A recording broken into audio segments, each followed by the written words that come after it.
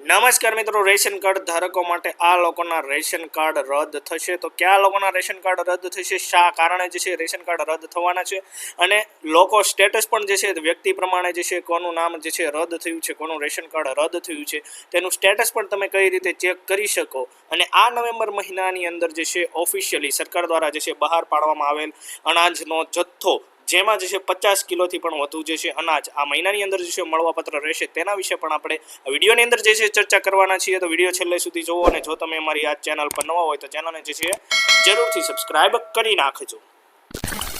તો સૌપ્રથમ મિત્રો આપણે વાત કરીએ આ નવેમ્બર મહિનાની અંદર જે તમને રેશન કાર્ડ ધારકોને જે છે જુદા જુદા કાર્ડ પ્રમાણે જે છે કેટલું અનાજ મળવાપાત્ર રહેશે, જેની અંદર રેશન કાર્ડ ધારકોને જે છે 50 કિલોથી પણ વધુ જે છે અનાજ મળવાપાત્ર રહેવાનું છે.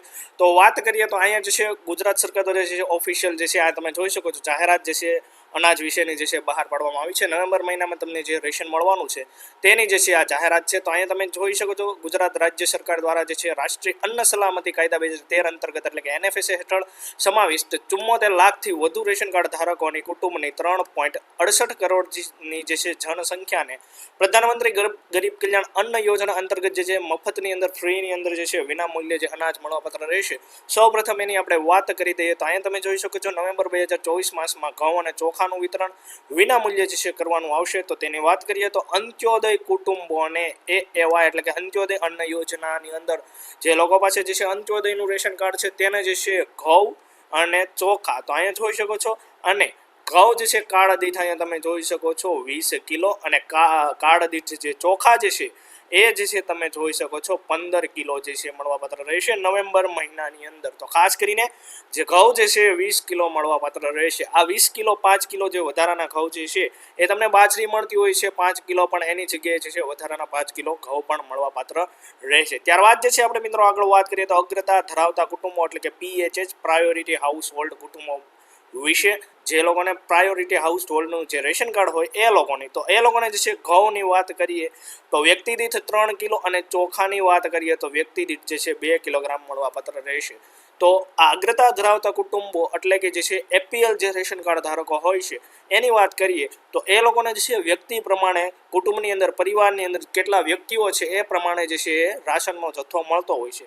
તો અહીંયા તમે જોઈ શકો છો ઘઉંની વાત કરીએ આપણે તો એક કુટુંબની અંદર 5 સભ્યો હશે તો 5 તેરીને 15 કિલો, જો 4 સભ્યો છે તો 4 તેરીને 12 કિલો એ રીતે ઘઉં મળશે. અને ચોખાની વાત કરીએ તો વ્યક્તિ દીઠ 2 કિલો, એટલે કે જો 5 સભ્યો હોય તો 5 દૂને 10, અને જો 4 સભ્યો હોય તો 4 દૂને 8 કિલો એ રીતે જે છે ચોખા મળવાપાત્ર રહેશે. અને આ બધું જ જે છે વિના મૂલ્યે પ્રધાનમંત્રી ગરીબ કલ્યાણ યોજના અંતર્ગત જે છે સરકાર તરફથી મળવાપાત્ર રહેશે.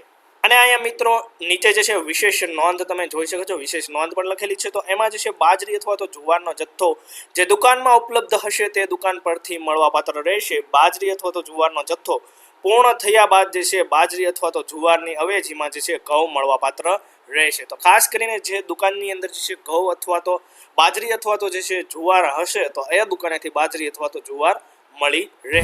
ત્યારબાદ મિત્રો આગળ આપણે વાત કરીએ તો નવેમ્બર 2024માં જે છે તારીખ 1/11/2024 થી 30/11/2024 આ જે છે વિતરણ જે છે ચાલુ રહેશે. અને હવે જે છે તમને જે છે પૈસા આપીને જે વસ્તુ મળે છે ઓછા ભાવની અંદર, બજાર કરતાં ઓછા ભાવની અંદર સરકાર તરફથી, તો એની વાત કરીએ તો એમાં જે છે તમને ખાંડ, મીઠું, ચણા અને જે છે તુવેર દાળ જે છે રાહત દરે છે એટલે કે ઓછા ભાવે જે છે મળવાપાત્ર રહેતું હોય છે. તો 1 તારીખથી લઈને 30 તારીખ એટલે કે 30 નવેમ્બર સુધી આ જે છે વિતરણ થવાનું છે. તો એમાં આપણે વાત કરી દઈએ તો અહીંયા ચણા તમે જોઈ શકો છો તો NFSA કુટુંબ એટલે કે જે APL જે લોકો પાસે રેશન કાર્ડ હોય APLનું, BPL ના હોય પરંતુ APL રેશન કાર્ડ હોય તો એ લોકોને જે છે ચણા કાર્ડ દીઠ 1 કિલો અને 30 રૂપિયાના ભાવે જે છે મળવાપાત્ર રહેશે. ત્યારબાદ વાત કરીએ તુવેર દાળની, તો NFSA કુટુંબોને જે છે કાર્ડ દીઠ જે છે 1 કિલો અને એનો ભાવ પણ જે છે 50 રૂપિયા રહેશે. તો આ જે છે APL રેશન કાર્ડ ધારકો છે એટલે કે જે છે જેની અંદર NFSA કુટુંબો એટલે કે એમાં APL અને BPL બંને જ જે છે રેશન કાર્ડ ધારકોનો સમાવેશ થઈ જાય છે. તો APL રેશન કાર્ડ હોય કે BPL રેશન કાર્ડ હોય તો આ બધાને જે છે 1 કિલો અને જે છે એનો ભાવ તમે જોઈ શકો છો, ચણા અને તુવેર દાળ 30 રૂપિયાના ભાવે ચણા અને જે છે 50 રૂપિયાના ભાવે 1 કિલો જે છે તુવેર દાળ મળવાપાત્ર રહેશે.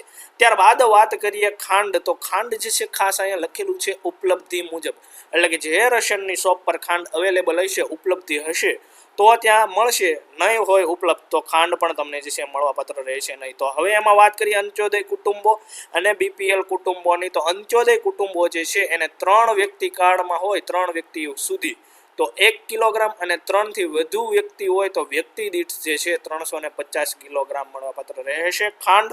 અને જ્યાં ઉપલબ્ધ હશે ખાંડ તો ત્યાં એનો ભાવ જે છે 1 કિલોનો 15 રૂપિયા. અંત્યોદય જે છે કુટુંબ ધારકો, અંત્યોદય જે લોકો રેશન કાર્ડ ધારકો જે છે એ લોકોને જે છે 15 રૂપિયા પ્રતિ કિલોના ભાવે ખાંડ મળશે. ત્યારબાદ વાત કરીએ બીપીએલ રેશન કાર્ડ ધારકોની. તો એમાં જે છે વ્યક્તિ દીઠ 350 કિલોગ્રામ એટલે કે જે છે 350 ગ્રામ વ્યક્તિ દીઠ જે છે ખાંડ મળવાપાત્ર રહેશે. એમાં જે છે તમારા ઘરના સભ્યો જેટલા હશે એ પ્રમાણે તમને આટલા કિલો જે છે જેટલી તમારે થતી હોય એટલા કિલો જે છે ખાંડ મળવાપાત્ર રહેશે. અને એમાં જે છે 1 કિલો જે છે 22 રૂપિયાના ભાવે બીપીએલ રેશન કાર્ડ ધારકોને ખાંડ મળવાપાત્ર રહેશે. ત્યારબાદ જે છે મીઠું, જે રેગ્યુલર તમને 1 કિલો જે છે મળવાપાત્ર રહેતું હોય છે અને 1 રૂપિયાના ભાવે, અને આ મીઠું ઘણા લોકો લેતા પણ નથી.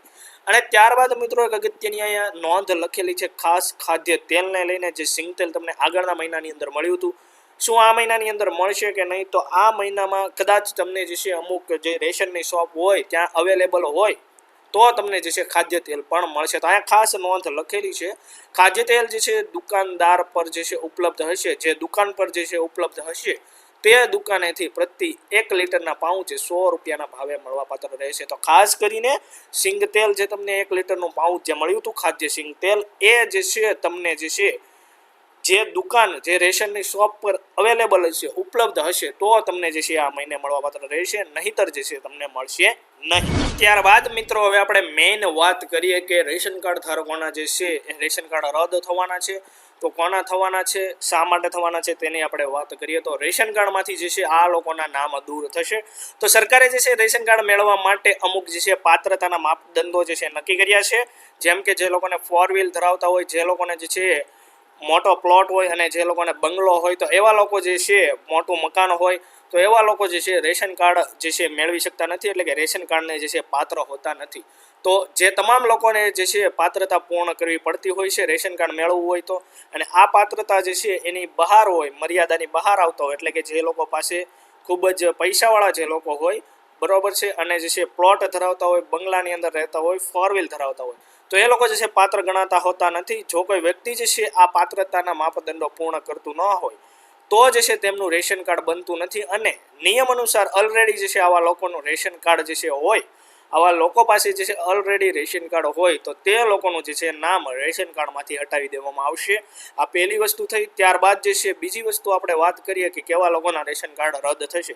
તો આની સાથે જે છે અમુક લોકો એવા પણ હોય છે જે નકલી રેશન કાર્ડ જે છે સરકારની નકલી રેશન કાર્ડ બનાવીને સરકારની યોજનાઓનો લાભ લઈ રહ્યા હોય. તો એની અંદર આપણે મિત્રો આગળ વાત કરીએ તો હાલ જ સરકારમાં જે છે આવા રેશન કાર્ડ ધારોની જે છે રેશન કાર્ડ જે ધારકો છે એની ઓળખ કરાઈ રહી છે. અને જે લોકોએ જે છે બનાવટી દસ્તાવેજોના આધારે જે છે છેતરપિંડી કરીને રેશન કાર્ડ મેળવી લીધા હોય તો એવા લોકોની જે છે ઓળખ કરવામાં આવી છે, અને એ લોકોના પણ રેશન કાર્ડ જે છે રદ કરી દેવામાં આવશે. અને હવે જે છે હવે આપણે વાત કરીએ કે તમારે જે છે તમારું સ્ટેટસ કઈ રીતે ચેક કરવું, કે તમારું જે છે રેશન કાર્ડ રદ થશે, રદ થઈ ગયું છે તમારું નામ, તો એ તમે કઈ રીતે કઈ જગ્યાએથી ચેક કરી શકો તેની આપણે વાત કરીએ. તો જે કોઈ વ્યક્તિને જે છે પોતાનું નામ જે છે કે નહીં, બરોબર, તમારે સ્ટેટસ ચેક કરવું હોય કે રેશન કાર્ડની અંદર તમારું નામ રદ થઈ જશે, રેશન કાર્ડ તમારું જે છે રદ થઈ જશે કે નહીં, તો એના માટે જે છે NFSA એટલે કે નેશનલ ફૂડ સિક્યુરિટી એક્ટની જે ઓફિશિયલ વેબસાઇટ છે nfsa.gov.in default.aspx, આ જે પોર્ટલ છે, આ જે વેબસાઇટ છે, ત્યાં જઈને તમારે જે છે તમારી એમાં તે છે તમને માહિતી માંગશે, તમારું નામ, તમારો રેશન કાર્ડ નંબર ને એવું જે છે એ લોકો માંગશે, એ એન્ટર કરશો એટલે તમને જે છે સ્ટેટસ જોવા મળી જશે. તો ત્યાં જઈને તમે સ્ટેટસ પણ જોઈ શકો છો. અને હવે મિત્રો ત્રીજી વાત કરીએ કે કેવા રેશન કાર્ડ ધારકોના જે છે રેશન કાર્ડ રદ થશે. તો આની સાથે સાથે રેશન કાર્ડ ધારકો માટે સરકારે જે છે 2 વાર જે છે KYCની તારીખમાં વધારો જે છે કરી દીધો હતો, અને હવે અંતે જે છે છેલ્લી તારીખ જે છે ત્રીજી વાર જે છે 31 ડિસેમ્બર જે છે સરકારે નક્કી કરી છે. જે લોકોએ KYC ના કર્યું હોય તો એવા લોકો વિશેની વાત થાય છે. તો જે લોકોએ જે છે KYC ના કર્યું હોય તો એ લોકો માટે જે છે છેલ્લી તારીખ સરકારે જે છે 31 ડિસેમ્બર નક્કી કરી છે. તો હાલમાં જે છે 2 વારમાં આ તારીખને લંબાવી છે, એટલે કે સરકારે વધારી દીધી છે. અને આ તારીખ પછી જે છે ઈ કેવાયસી જે છે ના કરાવનાર વ્યક્તિનું પણ જે છે રેશન કાર્ડ રદ કરી દેવામાં આવશે. તો ખાસ કરીને આવા લોકોના રેશન કાર્ડ રદ કરી દેવામાં આવશે. અને તમને વાત કરી દઉં કે 31 ડિસેમ્બર જે છે હવે ખૂબ જ નજીક આવી રહી છે. તો તમારું ઈ કેવાયસી બાકી હોય તો તમારે છે જે ઝડપથી ઈ કેવાયસી કરાવી લેવું જોઈએ. ઈ કેવાયસી જે છે તમે ઓનલાઈન પણ જે માય રેશન નામની જે પોર્ટલ છે તેની મદદથી ફેસ ઓથેન્ટિકેશન વડે જે છે તમે કરી શકો છો. અને ઓફલાઈન તમારે કરાવવું હોય તો તમારી જે જિલ્લાની મામલતદાર કચેરી છે ત્યાં જઈને પણ તમારે જે છે ઈ કેવાયસી તમે કરાવી શકો છો. તો આજના વિડીયોમાં મિત્રો બસ આટલું જ. આશા રાખું છું કે રેશન કાર્ડ વિશેની આ સમગ્ર માહિતી જે છે તમને પસંદ આવી હશે. જો આ માહિતી તમને પસંદ આવી હોય તો વિડીયોને એક લાઈક કરી દેજો. અમારી ચેનલ પર નવા હોય તો ચેનલને સબસ્ક્રાઇબ કરી તમારા જરૂરી મિત્રોની અંદર આ માહિતીને જે છે શેર કરી દેજો. Thank you.